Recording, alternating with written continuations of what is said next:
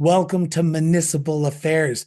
We recently made a trip up to Haines Junction, Yukon to take part in a major milestone for the territory, the 50th anniversary of the Association of Yukon Communities.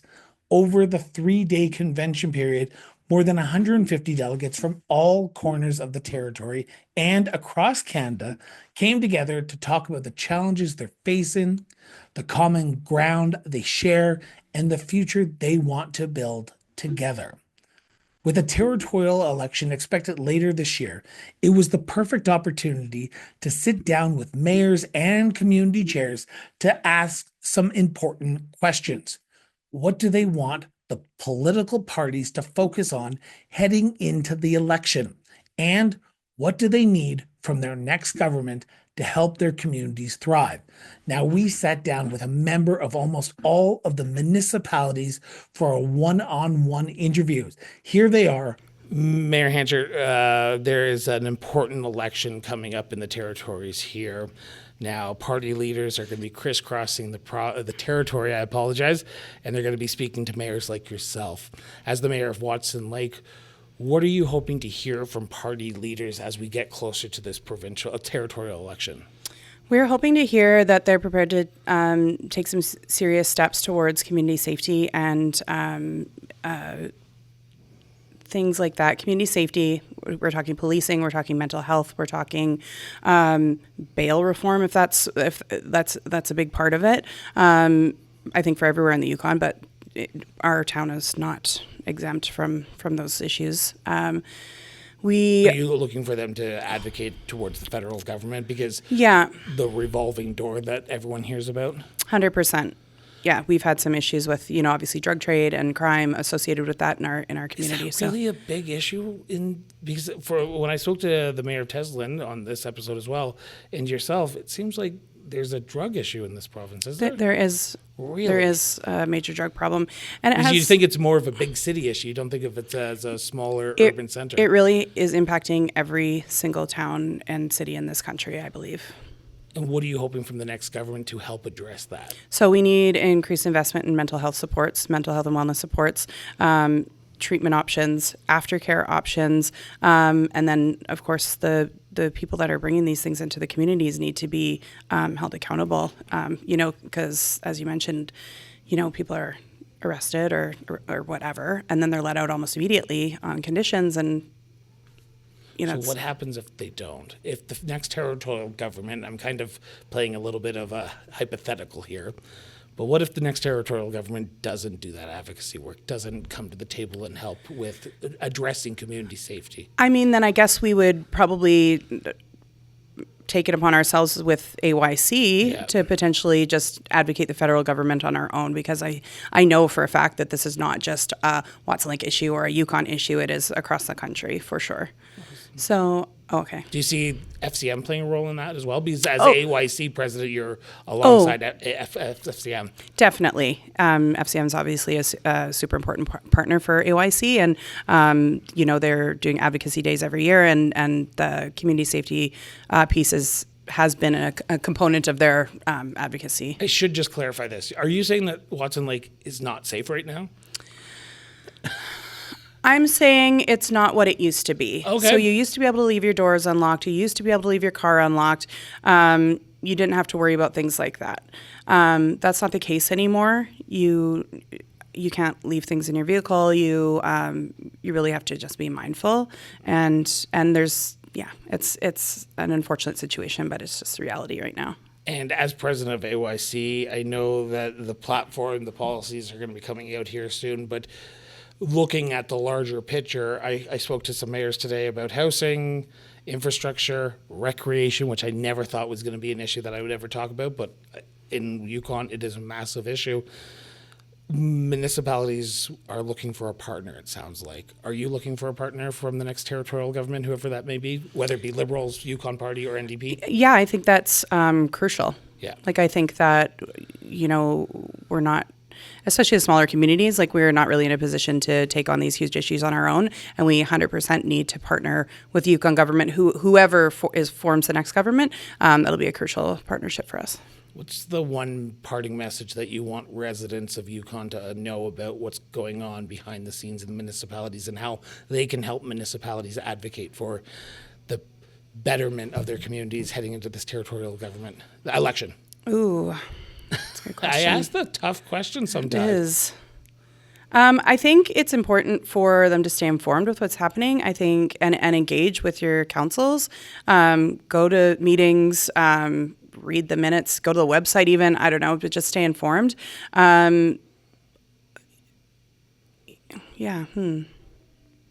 Stay informed. Good question. Be engaged. Do you want people to actually ask their local candidates some questions about what's going on? Oh yeah, that would be helpful. It would be helpful if they ask our candidates if the opportunity presents. And I'm assuming sure. you'll have a complete list of what to ask them on the AYC website coming into this territorial election. We will, for sure. Definitely. President, Mayor, I should say, thank you so much for doing this again. Thank you so much, Chris. Mayor, there is an election coming up in a few months, not the current federal election, but the territorial election. Leaders are probably going to be crisscrossing the territory, meeting with mayors like yourself in the great city of Whitehorse. What are you hoping to hear from the territorial party leaders as we enter into this election season, whether it be 2 months, 3 months, or October when it's scheduled? Yeah. It's a key question. Back to my theme about infrastructure, we got to make sure we've got a partnership. Whoever forms government at the territorial level, we have to get a partnership where we can confirm that they'll be there to support us with all these infrastructure drivers. We've got 70-80% of the popular vote in the election live in the city of Whitehorse. Like, we're very much kind of like a Winnipeg in Manitoba. We are the center of that economy, of that society, and so on. And that needs attention. And we're at a point where we need their attention to support us in all the needs that we're now facing. So that's the big one for me. But partnership comes with other values attached too. And the other one that I really want all of the three main parties to confirm, I would hope through the electoral process, is that they will support this McIntyre Creek Park. It will be a territorial park at the end of the day, and I'm really hoping every one of the party leaders will say, "Yep, we're on side." Once the election's over, whoever wins, that they're away to the races to make this thing happen. It's a big one for us, and I'd love to see that happen in my time in office. Are you hopeful? Oh, totally, yeah. Are you 'Cause I've got you wanting to sit down with the three party leaders to talk about that? Yeah, individually. They like keeping their space, but I talked to all three of them, so I do plan to be putting a bug in their ears on that particular topic. When I sit down with them here at the convention, I'll make sure I put a bug in the ear as well. That's Awesome. good. Thanks so Excellent. much, man. Mayor Strand, upcoming territorial election in October, which I will be back here in Haines Junction during the territorial election, and I'm going to be crisscrossing the entire province. What are you, as mayor of your community, hoping to hear from the three major party leaders as we enter into this election season, maybe called next week, maybe called next month, maybe called in October when it's scheduled? Yeah, that is a very loaded question. I've got this big list of all kinds of things. But what is really, and it seems cliche, but we do need a rec center here. And, that here in Haines Junction, we really do need more community to come together. Yeah. And we do have a great convention center, but you have to organize and have things happen here. But if we had a rec center that would be able to get community together, like the little kids and, things of that nature. So that's going to be something that it also has to be sustainable.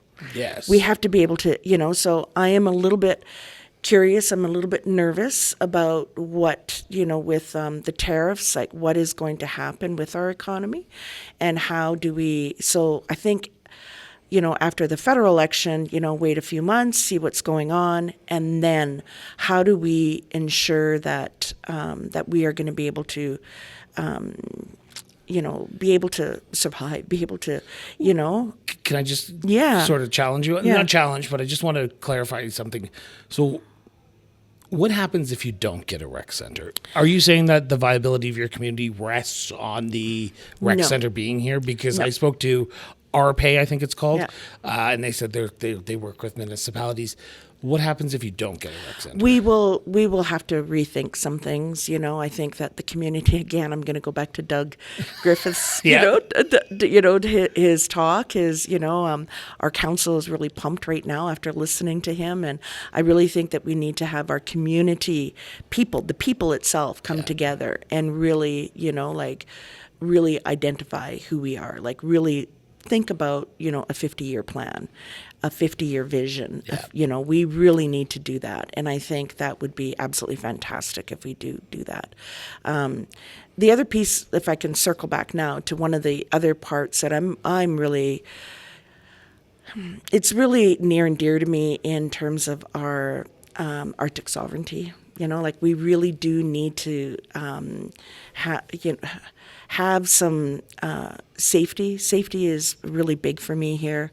As you now can see, we're a border town. Haines, Alaska is not that far from us, and then we're right at people going up to Fairbanks, and there's a lot of Traffic. There's a lot of traffic, and I don't know what the number is. I should know this, but the amount of Army Military base. military Yeah. in the United States, in Fairbanks area, Anchorage area, there's a lot, and so we need to step up.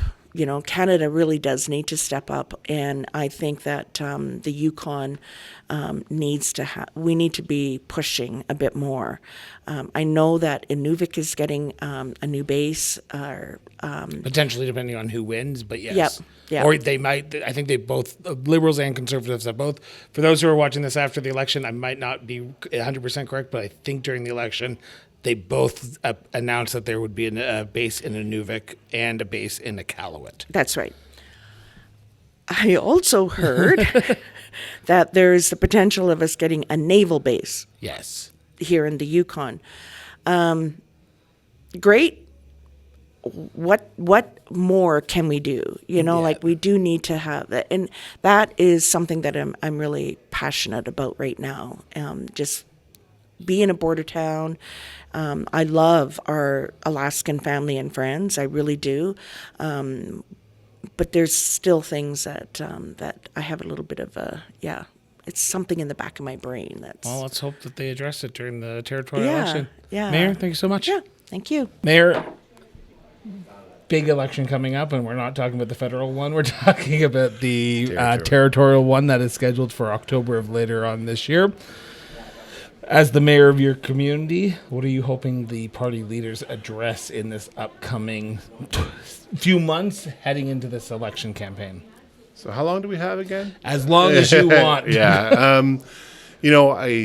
I don't think it's going to be a big surprise, some of the things we want or we're looking for. I mean, housing is a big issue. I don't want to get too much in depth because that's a very complicated matter, but definitely housing is an issue, and it's going to take multiple levels of government to address that. And unfortunately, I'm not coming to the table with the solution. If I had, I'd be doing another job. But I mean, that's top of mind for everybody, I think. And it's for us at the municipal level, it's also tied into lot development, because in the Yukon, the lot development tends to rest with the First Nation governments and with the territorial government. And we know earlier on today, we just talked about our working relationship with the Tasman Plain Council.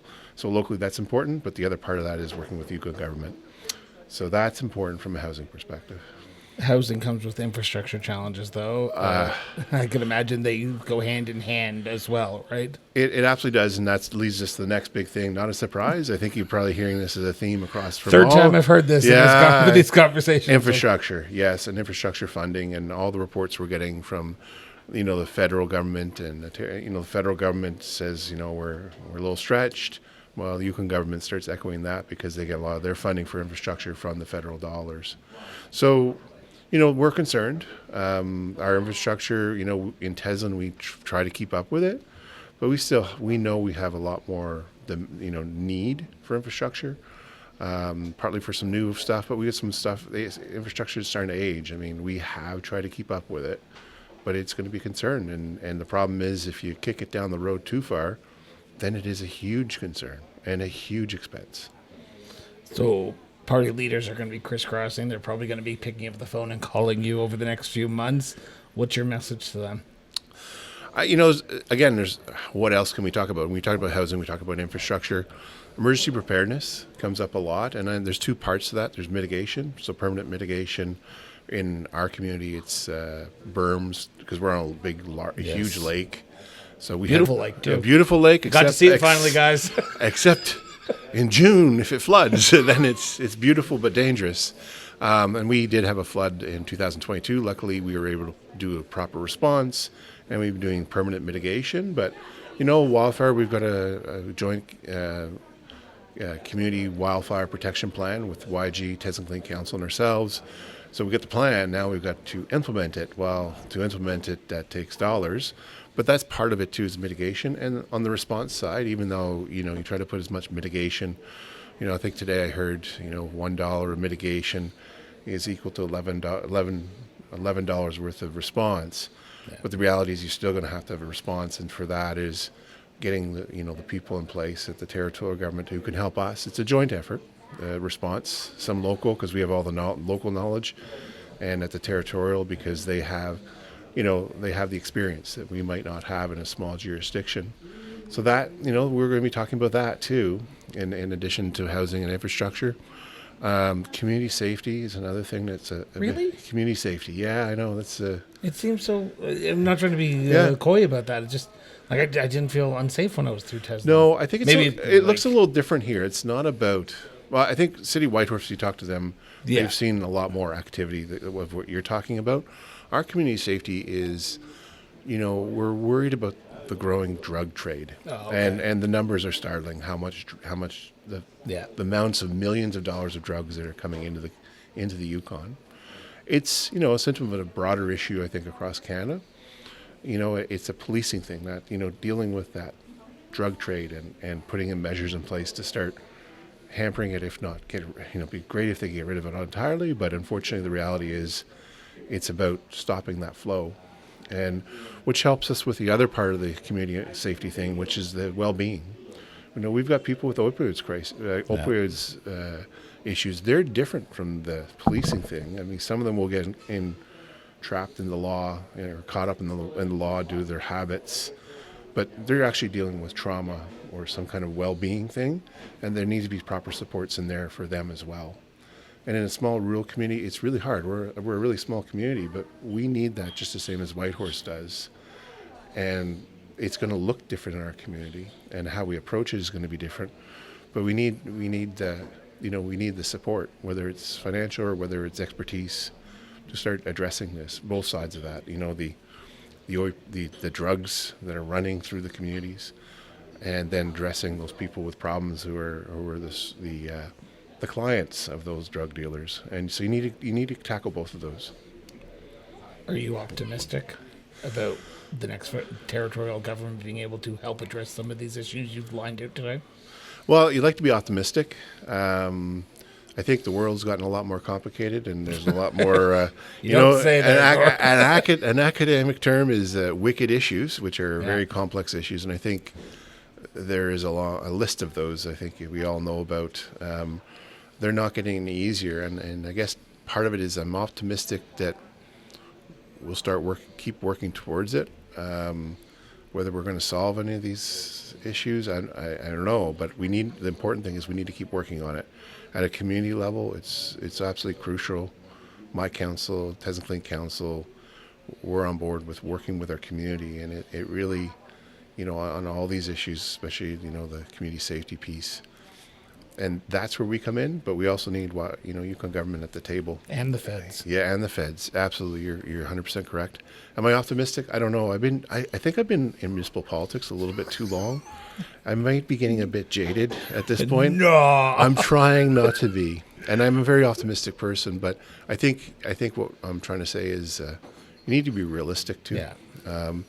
But it doesn't mean we don't keep working towards something, and I'm hoping. And the first thing you need is a partner. Yeah. And I'm hoping that the new territorial government, whoever they are, will come in with the right mindset of working with us. And it's not always fun. Funding is important. Don't tell the territorial government that funding, it is important. But I think the biggest thing is you just don't throw money at things. You try to work on things and figure out where to strategically spend your money to get your best bang for your buck. And these are complex issues. They're going to take a long time. My council's committed. And even if they're not on council, they're committed. They're very strong community members. And so you don't actually have to sit on council to start working and addressing these issues. Gord, always a pleasure. Yeah, thanks a lot. Thanks for making the trip. Mayor Bowers, there's a very important election coming up here in the Yukon Territory in October, the territorial government elections. As mayor of your community, what are you hoping to hear from party leaders as they crisscross and speak to you directly?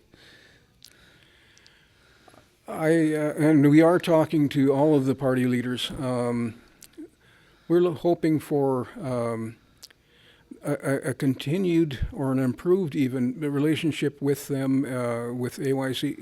It's been a bit of a struggle to convince the current government of the need for the increases to the comprehensive municipal grant. They've come through this year. That's great, but we're not quite where we need to be. So it's listening to us, understanding our concerns, and providing the financial support that the municipalities are going to need to stay relevant without having to reduce services or burden the taxpayer to a point that's painful. Awesome. Thanks so much. Okay. 2 seconds. One last question for another thing that I'm doing with the ministers later on today. Sure, fire away. Mayor, thank you so much for sitting down with me. I got to ask a simple question. Territorial election is coming up here in a few months in October of 2025. As the mayor of your city, what are you looking to hear from party leaders as we enter into this territorial election season? I want to hear them say things like, we're going to have Dawson and other communities in terms of developing lots for people to build. One of the big things across this country is housing. But I can't put a house on a chunk of ground that's not been prepared for that very item. So the first thing I need to do is start right from the basics, lot development. And so I really want to work closely with my Yukon friends and colleagues to make this happen in Dawson so that people can build something there, buy and build. Really, really important to me. Second question, and it's more of an overarching one. What happens if that doesn't happen? What happens if the territorial governments or the party leaders don't address this in this upcoming election? Are you concerned that Dawson may become stagnant? Oh, yeah. Oh, my goodness, yes. And the government does not want that. We are an incorporated community. I do not want to have to be the person who signs off on the third reading of a bylaw to unincorporate Dawson City. We have to grow responsibly. Underline, responsibly. And it needs a good plan. And a great part of that plan is lot development. Perfect. Mayor, always a pleasure. Mayor Ellis, thank you for sitting down with me. This October, territorial residents are heading to the polls to elect a new territorial government. As the mayor of your village, what are you hoping to hear from party leaders? I know it's still about 8 months out, but got to start talking now. Yeah, I think the biggest thing is the direction on how they're going to manage the growth, how they plan to attract the professionals, the nurses, the doctors, the people that are required for the aging population that the Yukon has. Those kinds of things, how they're going to manage housing, how they're going to manage the growth is most important to me, as well. Looking for not necessarily new direction, but how they manage the the addictions and mental health crisis that the Yukon is that facing. impacting Mayo a bit? It sure is. It's, like I said, Mayo is not that much different than any other community. It's right across the country. It's across North America, for that matter. I mean, it's not a big secret. And, we are so connected now. When I grew up, we made 3 or 4 trips to Whitehorse a year, and that was about it. But now it's back and forth. There's Like you're there once a month almost. Yeah, sometimes more. Yeah. I mean, it's not that we're not as isolated as we were. So those kinds of things, we're not immune But from it's any of those centralized problems. now a little bit more, because back when you were growing up, probably, and this is sort of a tangent, but you'd probably have a doctor, you'd probably have a grocery store.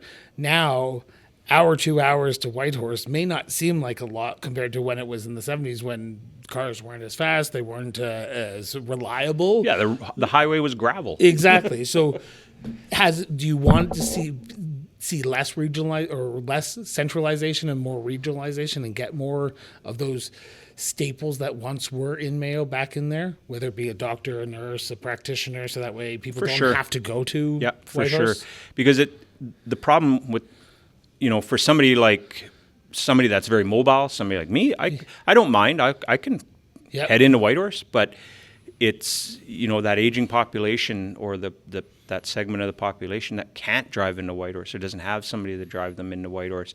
They need that nurse practitioner in Mayo. They need that doctor or somebody in Mayo to see, because they're not going to make that trip in. Not living in Whitehorse, it's really hard to find a doctor. Yeah. Even when you do live in Whitehorse, it's hard to find a doctor. So I Move think to Calgary, it's even harder. Yeah, exactly. So there's people that will put off that appointment and put off that thing, and then your health starts to deteriorate. It's that's the worry for me. We've I think the Yukon government's been looking for a nurse practitioner for Mayo for it's been 2 years now. But it comes down to that housing as well. Yeah, it comes down to housing as well, but it's just everybody's looking for the same thing. And that's, one of the things that with the addictions and mental health crisis, we always talk about bringing more resources to the community. And I say, well, we can't, let's keep working on it ourselves, at doing as much as you can and supporting that in the community, and making sure that we're not focusing too much on that one particular crisis, because then the mental health of the entire community deteriorates, because you don't have anything going on. We can't. It's hard to say we need more supports, because everybody needs more supports. We're looking for the same. We're all looking for the same thing. Is the problem. And if you look at the Yukon as a whole, they say, oh, well, we've got a doctor shortage. Okay, well, there's a doctor shortage in Alberta, BC, Saskatchewan, all across the country. Province and territory. Right across the country. There's a doctor-nurses shortage. So we're all looking for the same thing. And so let's hope that the how territorial it gets government managed addresses it. Yeah, no doubt. It's going to be a challenge for the next government. No matter who they are. No matter who they are. And, I always say, as a municipal politician, I've gotten, I'm not really trying not to be partisan, is what I say. And you'll work with whoever's there. I'll work with whoever's there. And you have in 23 years. Yeah. And, I know lots of people from both lots of politicians from both parties. I have an aunt who's an MLA, and they're all fantastic people. They're all great people, and they've all got big hearts, and their hearts are all in the right place.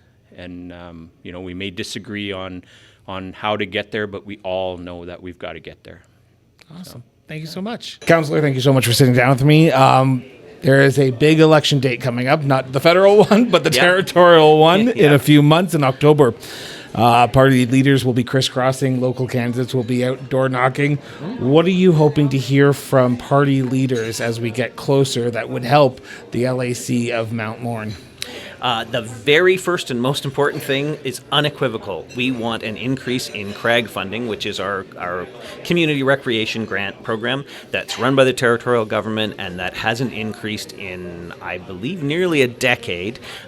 We need it to get caught up to date, and we need to make sure that it's going to be indexed for inflation from now on. It is crippling recreation in our community not to have an increase to that funding. That hasn't How gone so? up in Did you years. say crippling? So explain that to me, that people would understand that. Sure. So, I mean, the simplest, most basic thing is we have to pay salaries to people in order to.